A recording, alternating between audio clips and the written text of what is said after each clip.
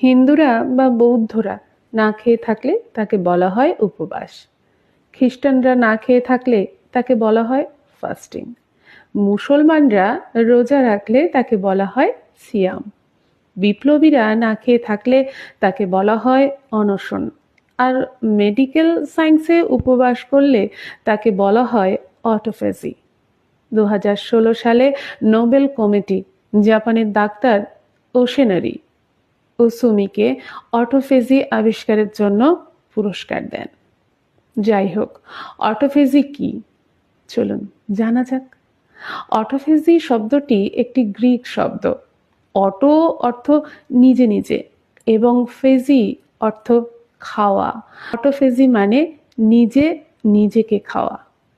Medical science থেকে জানা যায় শরীরের কোষগুলো বাইরে থেকে কোনো খাবার না পেয়ে নিজেই যখন নিজের অসুস্থ কোষগুলো খেতে শুরু করে তখন মেডিকেল সায়েন্সের ভাষায় তাকে অটোফেজি বলা হয়।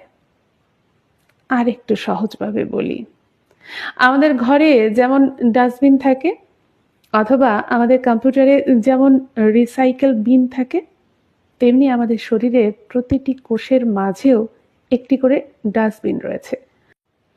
সারা বছর শরীরের কোষগুলো খুব ব্যস্ত থাকার কারণে ডাস্টবিন পরিষ্কার করার সময় পায় না। ফলে কোষগুলোতে অনেক আবর্জনা ও ময়লা জমে যায়।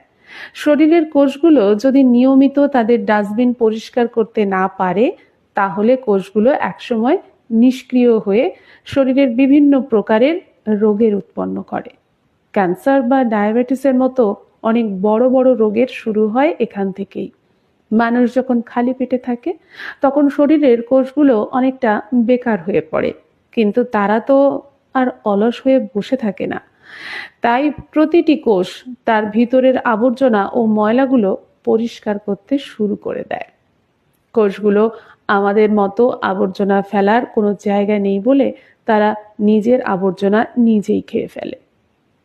মেডিকেল সায়েন্সে এই পদ্ধতিকে বলা হয় অটোফেজি।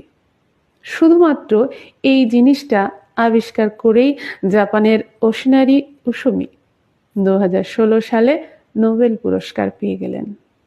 তিনি আবিষ্কার করেন যে 12 থেকে 24 ঘন্টা উপবাস রাখলে মানুষের দেহে অটোফেজি চালু হয়ে যায়।